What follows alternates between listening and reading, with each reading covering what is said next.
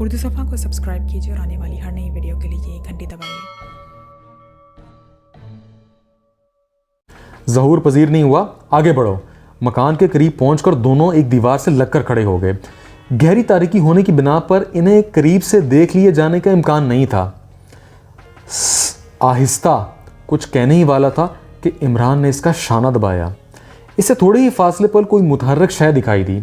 ऐसा मालूम हो रहा था कोई चौपाया आहिस्ता आहिस्ता इसी तरफ आ रहा था। फिर देखते ही देखते चौपाइयों में इजाफा हो गया। 1 2 3 4 5। इमरान का दाना हाथ कोट की जेब में था और मुट्ठी में रिवाल्वर का दस्ता जकड़ा हुआ था। दीवार के करीब पहुंचते ही चौपाए सीधे खड़े हो गए। इमरान पहले ही समझ गया था वो 5 आदमी थे, लेकिन तारीकी की वजह से पहचाने नहीं जा सकते थे। इमरान ने इस ख्याल से हुद्दुद के सीने पर हाथ रखा कि बौखला कर कोई हमाकत ना कर दे। अरे हिश! हुद्दुद उसका हाथ झटक कर उछल पड़ा।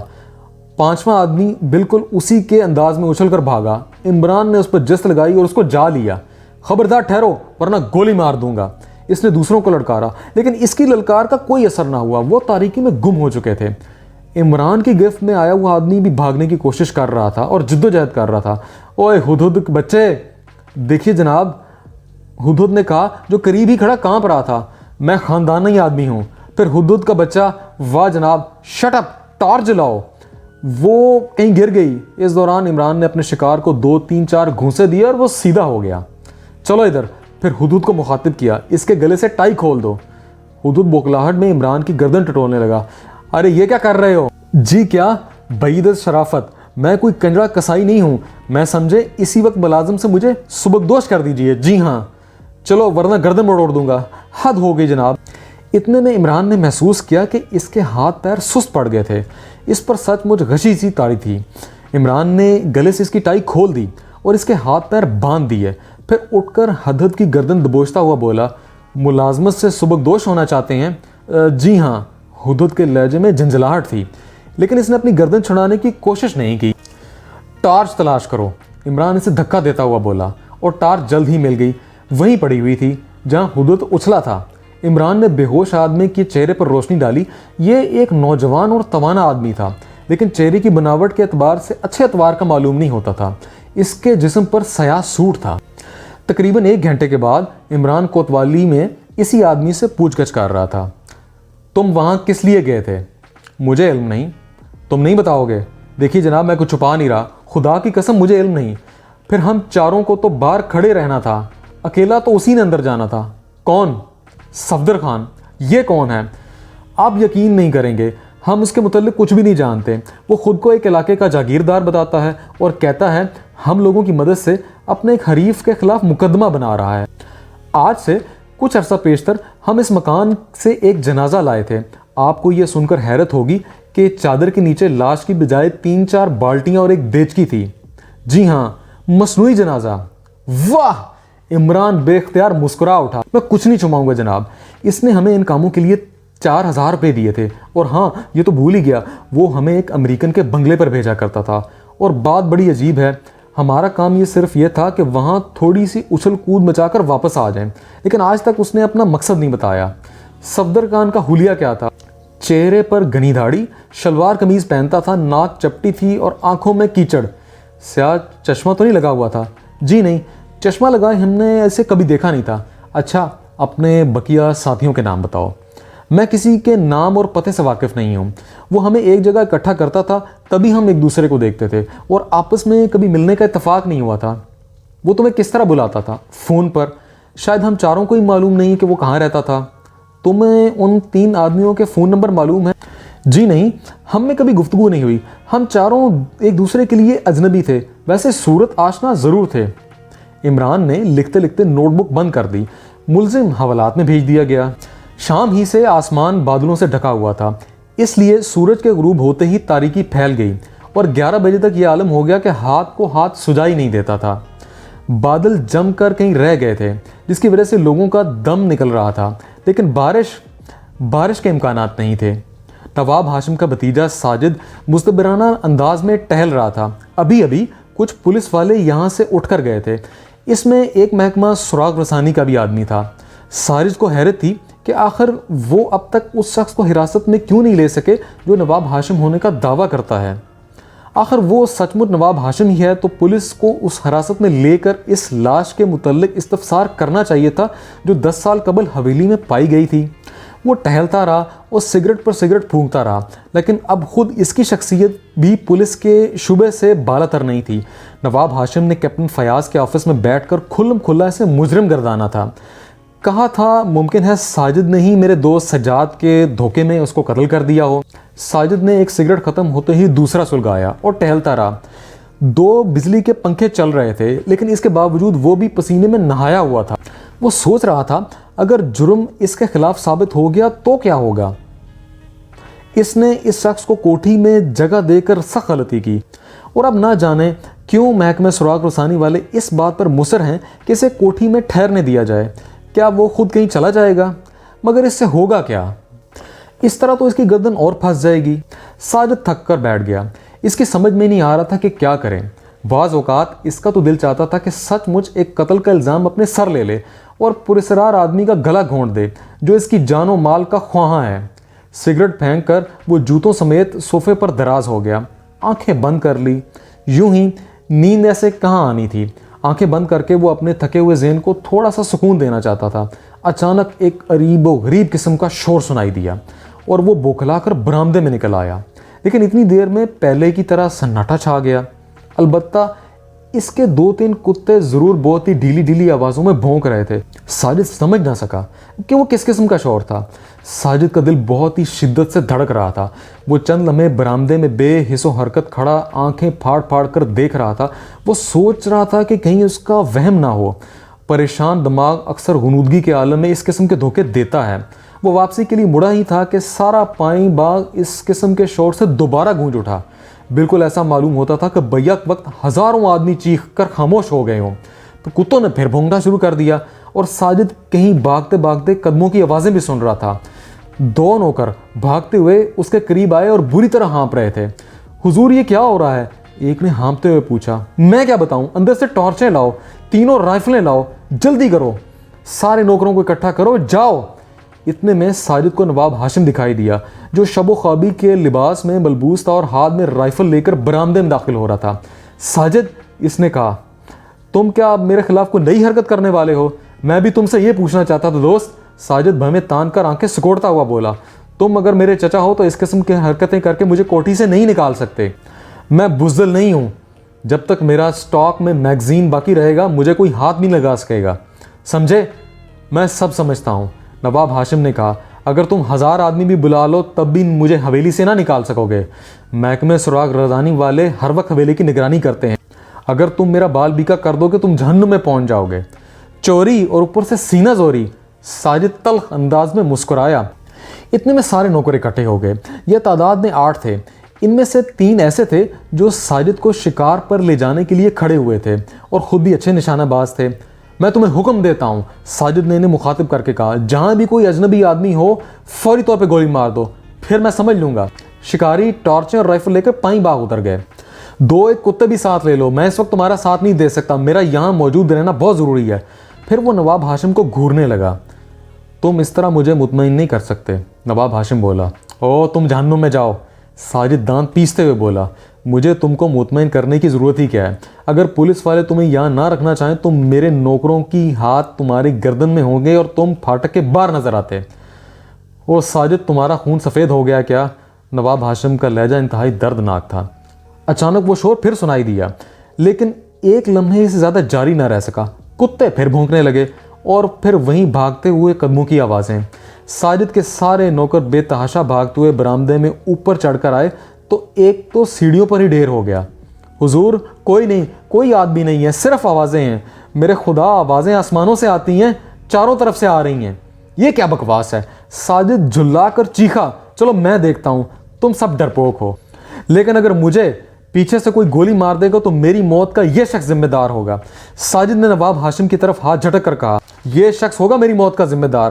تم لوگ یاد رکھنا، اب آؤ میرے ساتھ، میں دیکھ لوں گا۔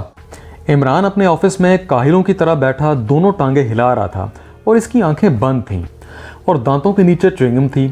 اس نے آنکھیں بند کیے ہدہد کو آواز دی، جناب हुद्दुद इसके करीब पहुंचा। बैठ जाओ, इमरान बोला। हुद्दुद मेज़ से काफ़ी फासले पर एक कुर्सी खींचकर बैठ गया। पिछली रात की रिपोर्ट सुनाओ। रात भर हंगामा आराई रही।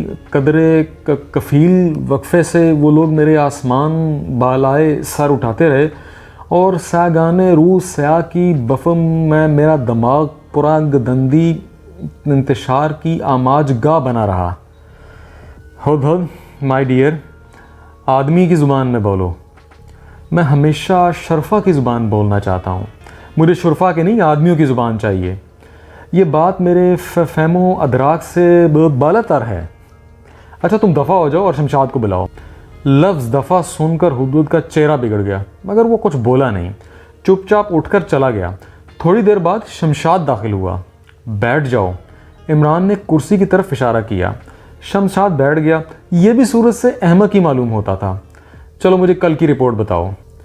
कल रात, शमशाद ठंडी सांस लेके बोला। उन्होंने बहुत शोर मचाया, इस तरह चीखते थे कि कान पड़ी आवाज़ सुनाई नहीं देती थी। हुजूर, तकरीबन 6 बजे को नवाब साजिद की रंडी आई थी, लेकिन उसके साथ उसकी नायका नहीं आई थी। उसका कद 5 फुट से ज़्यादा नहीं था। दानी साड़ी में थी और पैरों में यूनानी तर्ज के सैंडल थे। आंखें काफ़ी बड़ी थीं, चेहरा बैजवी और खड़कदार नाक नक्शा। ओंधी ओंधी तुम्हारी खोपड़ी, इमरान झल्ला के बोला। ये बताओ, रात को कोई फाटक के करीब आया था या नहीं? जी नहीं, रंडी के वापस के बाद कोई भी नहीं आया। फिर वही रंडी। गेट आउट, इमरान ने घूंसा मेज़ पर मारकर कहा। शमशाद चुपचाप चला गया। इमरान ने फ़ोन का रिसीवर उठाया। हेलो सुपर फयाज, मैं इमरान हूँ। ओ इमरान, आओ मेरे यार, एक नया लतीफ़ा। इन कमबख्तों ने सचमुच ही नाक में दम कर दिया है, समझ नहीं आता क्या करूँ। मैं अभी आया, इमरान उठा और बोला।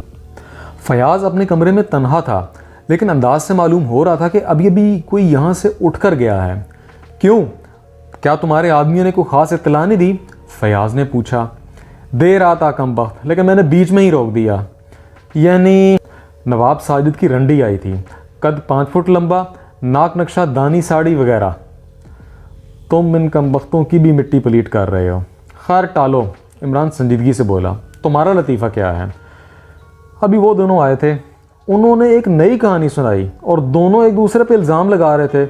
किसी किस्म की पुरस्रार आवाज़ें करीब करीब रात भर हवेली के कंपाउंड से सुनी गई थीं। उनका कहना था कि वो आवाज़ें आसमान से आती मालूम होती थीं। हज़ारों आदमियों के बैक वक्त चीखने की आवाज़ें। हैं, मेरे आदमियों ने भी इसी तरह की इत्तला दी है, इमरान सर हिला के बोला। अब वो एक दूसरे पे इल्ज़ाम लगा रहे हैं, आखिर वो आवाज़ें कैसी हो सकती हैं? पता नहीं यार, इस किस्म की आवाज़ें तो हम पहले भी सुन चुके हैं। वो खौफनाक इमारत वाला केस याद है ना तुम्हें? अच्छी तरह याद है, फयाज सर हिला के बोला। मगर वो तो एक आदमी का ही कारनामा साबित हुआ था। और तुम इसे किसी आदमी की हरकत नहीं समझते? इमरान ने पूछा। आवाज़ें आसमान से आती हैं बरखुरदार, तो फिर ये एक दूसरे का इल्ज़ाम किस बात पे धरते हैं? इनका ख्याल है कि इनमें से कोई जिम्मेदार है इस चीज़ का, और तुम हो कि इसे इंसानी कारनामा समझने के लिए तैयार नहीं हो। तुम मेरा मतलब नहीं समझे। इनमें से किसकी हरकत ही हो सकती है? अब तुमने दूसरी तरफ छलांग लगा ली है यार। फयाज, ये महकमा तुम्हारे लिए कतई मुनासिब नहीं है, बकवास ना करो। आजकल तुम बहुत मगरूर हो गए हो, फयाज ने तलखी से कहा। देखूंगा इस केस में, ज़रूर देखना, इमरान ने कहा और कमरे से निकल आया। नवाब साजिद बौखलाकर फिर बरामदे से निकल आया। इसने मौजूदा उलझनों से निजात पाने के लिए 2-3 पैक विस्की के पी लिए थे। अब इसका दिमाग चौथे आसमान पर था। इसने पाई बाग में फैले हुए अंधेरे में नज़रें गाड़ दी तो यकीनन वहम था। वो आहिस्ता से बुड़बुड़ाया, लेकिन दूसरे ही लम्हे इससे एक तेज़ किस्म की सरगोशी सुनाई दी। दिलावर अली, दिलावर अली। बिल्कुल ऐसा मालूम हो रहा था जैसे बाहर फैली हुई तारीकी बोल पड़ी हो। ऐसी तेज़ किस्म की सरगोशी थी कि 1 से 2 फरलांग की दूरी से भी सुना जा सकता था। साजिद का नशा हिरन हो गया। सरगोशियाँ आहिस्ता आहिस्ता पहले से और भी तेज़ होती जा रही थीं। दिलावर अली, दिलावर अली। फिर वो सरगोशियाँ हल्की सी भरी हुई आवाज़ों में तब्दील हो गईं। दिलावर अली, दिलावर अली। आवाज़ किसी ऐसे आदमी की मालूम होती थी जो रोता रहा हो। आवाज़ बतदरीज बढ़ते बढ़ते इंतहा को पहुंच गई। यानी दिलावर अली को पुकारने वाला फूट फूट कर रो रहा था। रोने की आवाज़ बराबर जारी थी। फिर अचानक साजिद ने फायरों की आवाज़ें सुनी, पे दर पे फायर। रोने की आवाज़ बंद हो गई। एक एक को चुन कर मारूंगा, نواب ہاشم باغ کے کسی تاریک گوشے میں چیخ رہا تھا، مجھے کوئی خوف زدہ نہیں کر سکتا۔ 2 فائر پھر ہوئے، دلاور علی، پھر وہی پراسرار سرگوشی سنائی دی، دلاور علی کے بچے سامنے آؤ۔ یہ نواب ہاشم کی چنگاڑ تھی۔ 3-4 پھر فائر ہوئے، اتنے میں سے کوئی باہر سے پھاٹک ہلانے لگا، فائر بھی بند ہو گئے۔ وہ پراسرار خاموشی پھر سنائی نہیں دی، پھاٹک بڑی شدت سے ہلایا جا رہا تھا۔ پھاٹک کھولو، پولیس کی باہر سے آواز آئی، یہاں کیا ہو رہا ہے؟ کیپٹن فیاض کے آفس میں نواب ہاشم اور نواب ساجد بیٹھے تھے اور ایک دوسرے کو کھا جانے والی نظروں سے گھور رہے تھے۔ عمران ٹہل رہا تھا اور کیپٹن فیاض کی کرسی کی پشت پر ٹیک لگائے ہوئے کچھ سوچ رہا تھا۔ ساجد اور نواب ہاشم کے انداز سے ایسا ظاہر ہو رہا تھا کہ کچھ دیر قبل دونوں میں جھڑپ ہو چکی ہو۔ سوال تو یہ ہے نواب ہاشم صاحب، عمران ٹہلتے ٹہلتے بولا، آخر آپ نے میونسپل کی حدود میں فائر کیوں کیے؟ میں اپنے ہوش میں نہیں تھا۔ میں بے ہوشی کی وجہ پوچھ سکتا ہوں؟ میرے خدا آپ کیسی باتیں کر رہے ہیں عمران صاحب، آپ اگر میری جگہ ہوتے تو کیا کرتے؟ ڈر کے مارے کہیں دبک جاتا، عمران نے سنجیدگی سے کہا۔ خیر میں اتنا بزدل نہیں۔ 1 منٹ، دفعتاً نواب ساجد ہاتھ اٹھا کر بولا، کیا آپ نے اس بے ایمان کو نواب ہاشم تسلیم کر لی ہے؟ سچ مچ ساجد صاحب، اپنے چچا کی شان میں نازیبہ الفاظ استعمال نہ کیجیے گا، عمران نے کہا۔ سازش، خدا کی قسم سازش۔ نواب ساجد مستبدانہ انداز میں بڑبڑا کر رہ گیا، لیکن میں نے آج اس سازش کا خاتمہ کرنے کا تہیہ کر لیا ہے، عمران مسکرا کر بولا۔ نواب ہاشم اور نواب ساجد دونوں عمران کو گھورنے لگے۔ ذرا ایک بار پھر فرار ہونے کا وقوع دہرائیے، عمران نے ہاشم سے کہا۔ کہاں تک دہراؤں؟ نواب ہاشم بیزاری سے بولا۔ خیر کہاں سے شروع کروں؟ جہاں سے آپ کے دوست سجاد کا واقعہ شروع ہوتا ہے۔ ہاں سجاد، نواب ہاشم نے دردناک آواز میں کہا اور ایک ٹھنڈی سانس لے کر رہ گیا۔ میں آپ کے بیان کا منتظر ہوں، عمران نے اسے خاموش دیکھ کر ٹوکا۔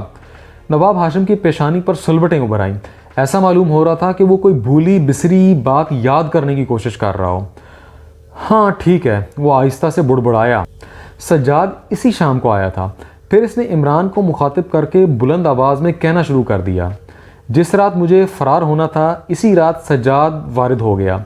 اسے واقعات کا علم نہیں تھا، میں نے اس پر اپنا ارادہ ظاہر نہیں کیا، پھر اسے رات کو سوتا چھوڑ کر چپ چاپ گھر سے نکل گیا۔ لیکن اگر مقتول سجاد ہی تھا تو اس کے جسم پر آپ کا سلیپنگ سوٹ کس طرح ملا تھا؟ عمران نے پوچھا۔ اوہو عمران صاحب، سیدھی سی بات ہے، قاتل نے اپنی غلطی معلوم کر لینے کے بعد اسے نواب ہاشم بنا دیا۔ لیکن آپ کے رقیب کو کیا پڑی تھی؟ غلطی معلوم ہو جانے پر وہ سجاد کو نواب ہاشم بنانے کی کوشش کرتا۔ کچھ نہیں، نواب ہاشم جلدی سے بولا، اس کے متعلق سوچنا ہی فضول ہے۔ آپ یہ دیکھیے کہ اسے میری لاش ثابت ہونے پر کسی قسم کا فائدہ تو نہیں پہنچتا۔ اوہ تو تم مجھے قاتل ثابت کرنا چاہتے ہو، ساجد نے میز پر گھونسا مار کر کہا۔ ٹھہریے جناب، آپ دخل اندازی نہیں کریں گے، عمران ساجد کو گھور کر بولا، اور ساجد ہونٹوں میں کچھ بڑبڑاتا ہوا خاموش ہو گیا۔ ہاں نواب صاحب، عمران نے نواب ہاشم سے کہا، یہ سجاد کس قسم کا آدمی تھا اور کہاں رہتا تھا؟ ایک سیلانی قسم کا شاعر آدمی تھا، کوئی مستقل ٹھکانہ نہ رکھتا تھا، آج یہاں اور کل وہاں۔ آدمی پڑھا لکھا بزرگ سنج تھا، اس لیے روسا کے درمیان اس کی خاصی آؤ بھگت ہوئی تھی۔ اس کے پسماندگان کے متعلق بھی کچھ بتائیں گے؟ مشکل ہے، کبھی اس نے اپنے کسی عزیز کا تذکرہ نہیں کیا تھا۔ مگر جناب، کیا محض ساجد صاحب کی شناخت کی بنا پر وہ آپ کی لاش قرار دی گئی ہوگی؟ نوکروں نے بھی تو اسے شناخت کیا ہوگا، ساجد بول پڑا۔ وہ نوکر جنہیں سال ہر سال چچا مرحوم کے ساتھ رہ کر انہیں دیکھا تھا؟ ہاں، کہاں ہے وہ نوکر؟ نواب ہاشم گرجنے لگا۔ کیا میں ان میں سے کسی ایک کو بھی تم نے برقرار رکھا ہے؟ پھر اس نے عمران سے کہا، جب میرے بھتیجے نے ہی میری لاش قرار دی تو نوکروں کی کیا پڑی تھی اسے؟ وہ اس کے خلاف کہہ کر خود کو پولیس کا تختہ مشق بنا دیتے، اور پھر اگر تم سچے تھے تو تم نے ان نوکروں کو الگ کیوں کر دیا؟ ان میں سے کم 1 یا 2 کو اس وقت تک رہنا چاہیے تھا۔ ایک ہی گھر میں نوکروں کی عمریں لگ جاتی ہیں۔ بات تو پکی ہے، عمران نے سر ہلا کر کہا۔ تو تم نہ صرف میری جائیداد ہتھیانا چاہتے تھے بلکہ مجھے پھانسی بھی لگواؤ گے، ساجد نے زہر خون کر کے کہا۔ کیا یہ دونوں باتیں ناممکن ہیں ساجد صاحب؟ عمران نے بڑی سنجیدگی سے پوچھا۔ آپ کی تو کوئی بات میری سمجھ میں نہیں آتی، ساجد بولا۔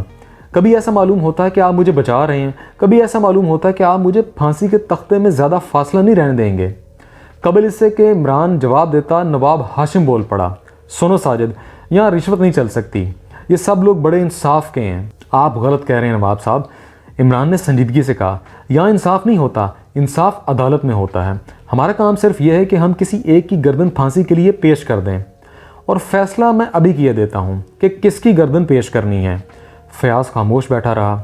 اس دوران اس نے ایک دفعہ بھی بولنے کی کوشش نہیں کی تھی۔ ویسے اسے یقین تھا کہ فیصلہ کن لمحات جلد ہی آنے والے ہیں۔ عمران نے آگے بڑھ کر میز پر رکھی ہوئی گھنٹی بجائی اور دوسرے ہی لمحے اردلی چٹ ہٹا کر اندر داخل ہوا۔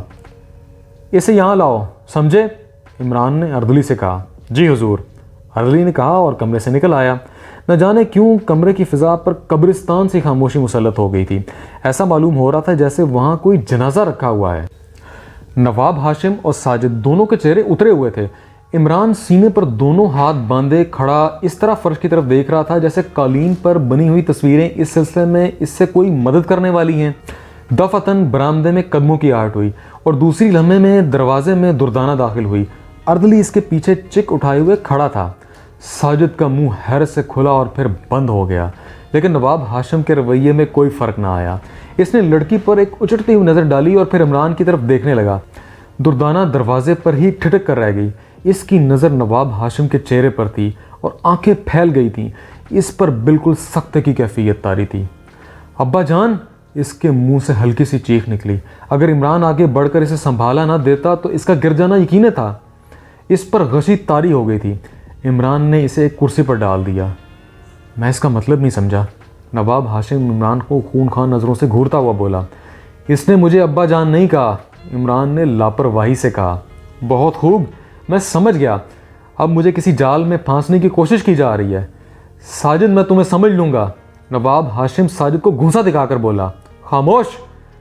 فیاض بگڑ گیا۔ اگر تم نے میرے آفس میں کسی کو دھمکی دی تو اچھا نہ ہوگا۔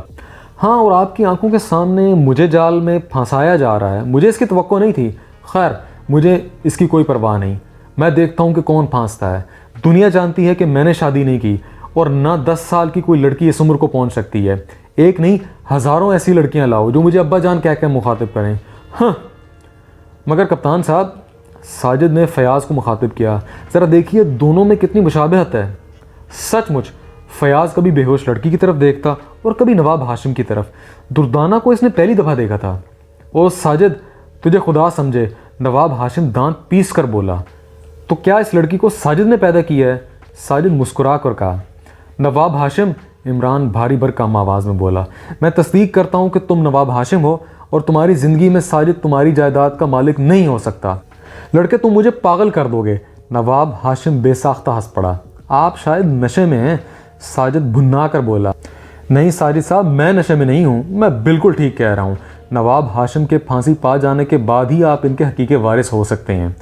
کپتان صاحب، نواب ہاشم بگڑ کر کھڑا ہوا بولا، یہ آپ کا دفتر ہے یا بھنگڑ خانہ؟ اگر یہ بات میں نے کہی تو مجھے گولی مار دیتے۔ عمران نے مسکرا کر فیاض سے کہا۔ آخر تم کہنا کیا چاہتے ہو؟ فیاض ہتھے سے اکھڑ گیا۔ نواب صاحب تشریف رکھیے، ابھی تک میں مذاق کر رہا تھا۔ یہ حقیقت ہے کہ آپ بہت ستم رسیدہ ہیں، لیکن اس کا کیا کیا جائے کہ نواب صاحب کے حکیم معین الدین آپ کے حملے کے باوجود ابھی تک زندہ ہیں۔ اخبارات میں ان کی موت کی خبر میں نے ہی شائع کرائی تھی۔ کیا بکواس ہے! نواب ہاشم حلق پھاڑ کر چیخا۔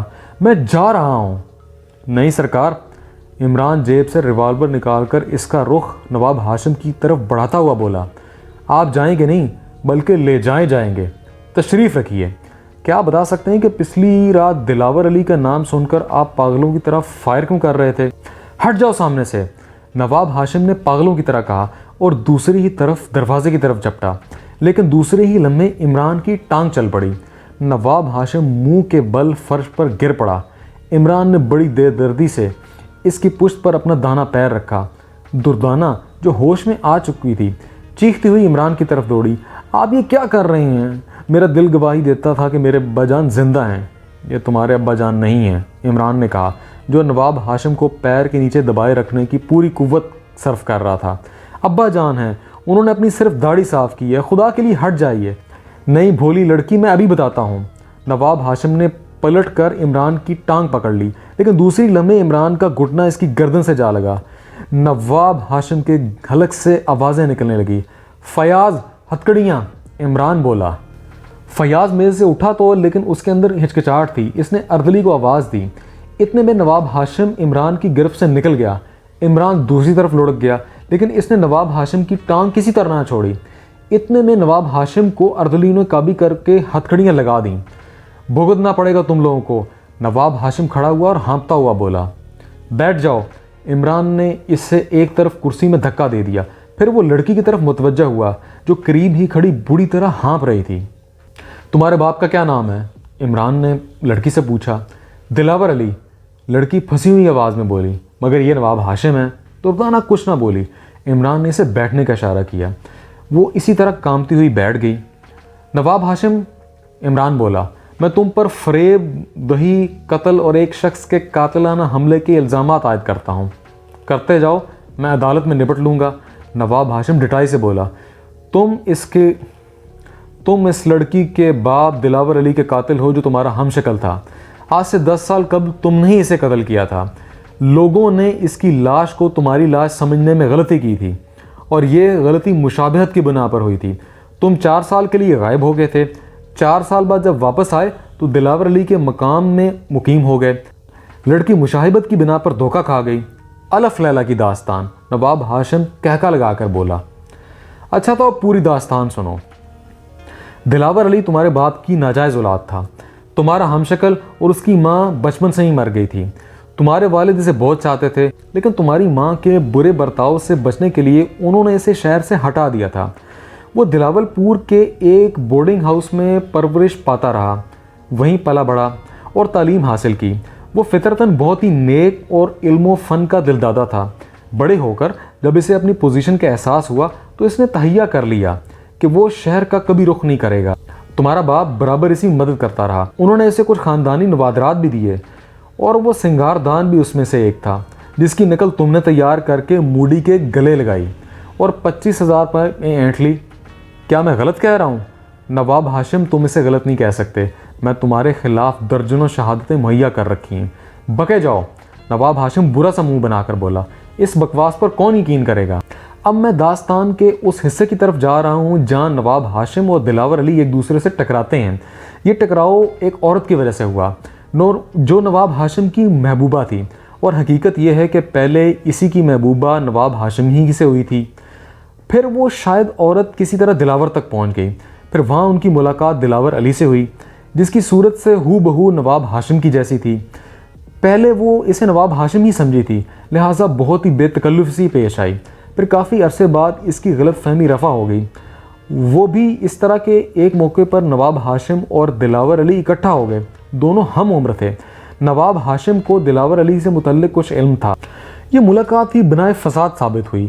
وہ عورت دلاور علی کو بے حد پسند کرنے لگی تھی۔ اس کی عادات و اطوار شریفوں کے تھے اور ذہنی صلاحیتوں کے اعتبار سے وہ نواب ہاشم سے بہت اونچا تھا۔ عورت نے ایک فیصلہ کیا اور اس لیے عملی جامہ پہن آیا، یعنی کہ دلاور علی سے شادی کر لی۔ نواب ہاشم کے سینے پر سانپ لوٹ گیا لیکن اس وقت وہ خاموش رہا۔ البتہ انتقام کی آگ اس کے سینے پر سلگتی رہی۔ 1 سال زندہ رہ کر وہ عورت بھی چل بسی لیکن وہ اپنی ایک نشانی چھوڑ گئی۔ عمران دردانہ کی طرف اشارہ کر کے بولا۔ نواب ہاشم اسی طرح مسکرا رہا تھا جیسے کوئی نادان بچہ اس کے سامنے بکواس کر رہا ہو۔ اب سے 10 سال پہلے جب دردانہ 10 سال کی ہو چکی تھی تو نواب ہاشم نے ایک پلاٹ مرتب کیا۔ وہ ہر حال میں دلاور علی سے انتقام لینا چاہتا تھا۔ اس نے سب سے پہلے اپنی ایک آشنا کو ایک تانگے والے کے ساتھ بھگا دیا، پھر دلاور علی کو قتل کر کے اپنی جگہ ڈالا اور خود روح پوش ہو گیا۔ جنگ کا زمانہ تھا، اسے فوج میں ملازمت مل گئی اور وہ سمندر پار بھیج دیا گیا۔ 4 سال بعد اس کی واپسی ہوئی۔ چونکہ وہ دلاور علی کا ہم شکل تھا اس لیے دلاور علی کا رول ادا کرنے میں سے کوئی دشواری پیش نہ ہوئی۔ لیکن کب تک؟ ایک رات اسے عشرت کی زندگی کو خیر آباد کر کے اپنی حویلی میں واپس آنا ہی پڑا۔ لیکن حویلی میں واپسی آسان نہ تھی۔ ساجد جائیداد پر قابض تھا۔ اس کا قبضہ ہٹانا کے لیے ایڑی چوٹی کا زور لگانا پڑا۔ کافی رقم کی ضرورت پیش آئی، اس لیے نواب ہاشم نے اصلی سنگار دان کی نقل تیار کروائی اور دردانہ کو دلاور پور بھیج دیا۔ جب وہ وہاں سے واپس آئی تو نواب ہاشم اپنی حیثیت تبدیل کر چکا تھا۔ اس نے لڑکی کو اس کے باپ کی موت کی اطلاع دی اور خود کو دلاور علی کا دوست ظاہر کیا۔ لڑکی دھوکے میں آ گئی اور پھر لڑکی کے ذریعے موڈی کو پھنسایا۔ اس نے 25,000 میں نقلی سنگار دان خرید لیا۔ لڑکی گھر رقم لے کر آئی تو نواب ہاشم اسے اڑا لے گیا۔ اصلی سنگھاردان اور رقم آج بھی اسی کے قبضے میں ہے۔ 1 منٹ، فیاض ہاتھ اٹھا کر بولا، تمہیں ان سب باتوں کا علم کیسے ہوا؟ حکیم معین الدین سے، جو دلاور پور کا باشندہ تھا۔ اس لڑکی کے اس سے بڑے گہرے تعلقات تھے، وہ دوستوں میں تھا۔ وہ دلاور علی اور اس کی زندگی کے حالات سے بخوبی واقف تھا۔ میں جب دردانہ کی نشاندہی پر اس تک پہنچا تو وہ خامخواہ بے ہوش پڑا تھا۔ اس پر کسی نے چاقو سے حملہ کیا تھا اور وہ اپنی دانست میں اسے مردہ تصور کر کے چھوڑ گیا تھا، لیکن حقیقت یہ ہے کہ وہ زخم مہلک نہیں تھا، اس کی جان بچ گئی تھی، لیکن میں نے احتیاطاً اس کے قتل کی خبر دلاور پور کے اخبارات میں شائع کروا دی۔ اسی سے یہ ساری حقیقت معلوم ہوئی۔ میں کسی حکیم معین الدین کو نہیں جانتا، نواب ہاشم نے کہا، یہ سب بکواس ہے اور ساجد کی سازش ہے۔ روپوں میں بڑی قوت ہوتی ہے، دنیا کے سارے آدمیوں کو پاگل نہیں بنایا جا سکتا۔ اتنی مشابہت تو ایک ماں کے پیٹ میں پیر پھیلانے والے بھائیوں میں بھی نہیں ہوتی۔ ایک بیٹی دوسرے کو اپنا باپ سمجھ لے۔ ساجد، یہ اوچھے ہتھیار عدالت میں کام نہیں آئیں گے۔ دلاور پور کے بورڈنگ ہاؤس ہے جہاں دلاور نے پرورش پائی تھی، اس کی تصویریں دستیاب ہو سکتی ہیں، عمران نے کہا۔ وہ میری ہی تصویریں ہوں گی، نواب ہاشم نے کہا، جو بآسانی ساجد کے ہاتھ لگ گئی ہوں گی۔ اب انہیں سازش میں استعمال کیا جا رہا ہے۔ ٹھہرو عمران، فیاض نے کہا، اگر دلاور علی کو قتل کرنا ہی مقصود تھا پھر اتنا پیچیدہ راستہ کیوں اختیار کیا؟ اس سے کیا فائدہ ہوگا اور اس سے نہ اختیار کر کے کیا نقصان اٹھانا پڑا ہوگا؟ ذرا دیکھیے تو، نواب ہاشم نے تمسخر آمیز لہجے میں کہا اور ہنسنے لگا۔ وہ قتل کیا جاتا، عمران بولا، اس کی تصاویر شائع ہوتی اور اس کے شہر کے بہت بڑے آدمی سے اس کی مشابہت ہونے پر پولیس یقیناً چونکتی اور پھر جو ہوتا ظاہر ہوتا۔ پھر وہی مشابہت، نواب ہاشم برا سا منہ بنا کے بولا، آخر اس مشابہت پر کون یقین کرے گا؟ سازش ہے تو بہت گہری لیکن کامیاب نہیں ہو سکتی، اور میں یہ جتا دینا چاہتا ہوں کہ اس کے فرضی دلاور علی کی جو بھی تصویر پیش کی جائے گی وہ میری ہی ہوگی، 100% میری ہی ہوگی۔ ابھی لڑکی نے اس داڑھی کا حوالہ دیا تھا، لہٰذا میں واضح کرنا چاہتا ہوں کہ ایک زمانے میں میں نے یوں ہی داڑھی بھی رکھ لی تھی۔ اس داڑھی میں میری کی فوٹوز بھی ہیں، تو تم مجھے شکست دینے پر تلے ہوئے ہو نواب ہاشم، عمران مسکرا کر بولا۔ میں تمہیں بتاؤں، اس دن دلاور علی کے مکان میں تم نے چھپ کر کاغذات کا ایک ڈھیر چلایا تھا، لیکن جس چیز کے لیے تم نے آگ لگائی تھی وہ وہاں موجود نہیں تھی۔ تمہیں بھی یقین نہیں تھی کہ وہ چیز جل گئی ہوگی، اس لیے تم اس کی تلاش میں اپنے 4 آدمیوں کے ساتھ پیلے مکان میں گھسنے کی کوشش کر رہے تھے، لیکن وہ چیز تمہارے ہاتھ نہ لگی، وہ میرے قبضے میں ہے۔ کیا؟ نواب ہاشم مستبانہ انداز میں بولا، پھر وہیں سبل کر ہنسنے لگا۔ ہنسنے کا انداز ایسا تھا جیسے وہ عمران کا مذاق اڑا رہا ہو۔ تمہاری اطلاع کے لیے صرف اتنا ہی کہوں گا کہ دلاور علی ایک بہت ہی مشاق قسم کا بلاک میکر تھا، عمران نے کہا۔ وہ دفعتاً نواب ہاشم کا چہرہ تاریک ہو گیا، اپنے خشک ہونٹوں پر زبان پھیر رہا تھا وہ۔ کیپٹن فیاض، عمران مسکرا کر بولا، یہ 15 سال پہلے کی بات ہے۔ دلاور علی نے واسرائی کے ایک فرمان کا بلاک بنایا تھا جو جنگ کا پروپیگنڈا کرنے والے ایک سرکاری ماہنامے میں شائع تھا، اور ساتھ ہی اس کا ماہنامہ کے لیے کام کرنے والوں کے فوٹوز بھی شائع ہوئے تھے۔ تمہیں اس ماہنامے میں دلاور علی بلاک میکر کی تصویر بھی مل جائے گی۔ نواب ہاشم کو اس کی تلاش تھی لیکن وہ میرے ہاتھ لگ گئی۔ نواب ہاشم نے ہاتھ پیر ڈال دیے، وہ خوفزدہ نظروں سے عمران کی طرف گھور رہا تھا اور ایسا معلوم ہو رہا تھا کہ اب وہ کچھ کہنا چاہتا ہو لیکن اسے الفاظ نہ مل رہے ہوں۔ اور نواب ہاشم صاحب، عمران شرارت آمیز مسکراہٹ کے ساتھ بولا، پچھلی رات تم نے دلاور علی کے نام پر اندھا دھند فائر کیوں کیے تھے؟ وہ آخر کیا بلا تھی؟ ساجد نے پوچھا۔ وہ بلا عمران تھی، عمران نے سنجیدگی سے کہا۔ میں نے تمہارے پائیں باغ میں درختوں پر مائکروفون کے چھوٹے چھوٹے ہارن فٹ کیے تھے اور باغ کے باہر بھوتوں کا پروگرام نشر کر رہا تھا۔ اس واقعے کے تقریباً 1 ماہ بعد نواب ساجد اور دردانہ حویلی میں پائیں باغ کی ایک روش پر ٹہل رہے تھے۔ میں پھر آپ سے کہتی ہوں کہ آپ نے مجھ سے شادی کر کے غلطی کی، دردانہ بولی۔ نہیں ڈیئر، میں نے اپنی زندگی میں پہلی بار ایک عقل کا کام کیا ہے، ساجد نے مسکرا کر کہا۔ آپ ایک دن سوچیں گے، سوچنا ہی پڑے گا، کاش میری بیوی بھی نجب الطرفین ہوتی۔ میرے لیے یہی کافی ہے کہ تم ایک شریف ایماندار باپ کی بیٹی ہو۔ میرے نجیب الطرفین کا چچا کا حال تو تم نے دیکھ ہی لیا، وہ مجھے بھی ناکردہ گناہ کی سزا میں پھانسی دلوانا چاہتا تھا، محض اپنی گردن بچانے کے لیے۔ تمہارے والد اس سے یقیناً بہتر تھے۔ وہ تو ٹھیک ہے، لیکن نہ جانے کیوں میرا دل نواب صاحب کے لیے کڑ رہا ہے۔ او ہو، نواب ساجد نے کہکا لگایا، تم بھی اپنے باپ کی طرح ہی بہت زیادہ نیک معلوم ہوتی ہو، مگر چچا صاحب پھانسی سے کس طرح نہیں بچ سکتے؟ عمران نے انہیں چاروں طرف سے پھانس لیا ہے۔ بھائی غضب کا آدمی ہے یہ عمران بھی، ایسا الو بناتا ہے کہ باتوں ہی باتوں میں بس دیکھتے رہ جائیے، آخر وقت کا پتہ ہی نہیں چلتا کہ نزلہ کس پر گرے گا۔ آہا بیچارے موڈی کو تو ہم بھول ہی گئے۔ ایک بار پھر سوچ رہا ہوں ڈیئر، اب تمہارے مشورے کی کیا ضرورت ہے کہ یہ کیا بات ہے، موڈی کے روپیوں تو ہم واپس کر چکے، اب کیوں نہ ہم اصلی سنگار دان بھی اسے پریزنٹ کر دیں، کیونکہ اس کی شرافت ذرا اور بھی سخت ہو جاتی تو تم جیل پہنچ جاتی۔ آپ نے میرے دل کی بات کہی ہے، میں بھی یہی سوچ رہی تھی۔ اچھا تو کل ہم اسے مدعو کرتے ہیں، عمران صاحب کو بھی بلائیے گا۔ نہیں، اب تو وہ مجھے پہچاننے سے انکار کر دے گا۔ کل کلب میں بڑی شرمندگی ہوئی، میں بہت لہ کر اس سے ملا، لیکن اس نے انتہائی خشک لہجے میں کہا معاف کیجیے گا، میں آپ کو پہچانا نہیں، اور دبدانہ ہنسنے لگی۔ Like, comment, share, press the bell icon.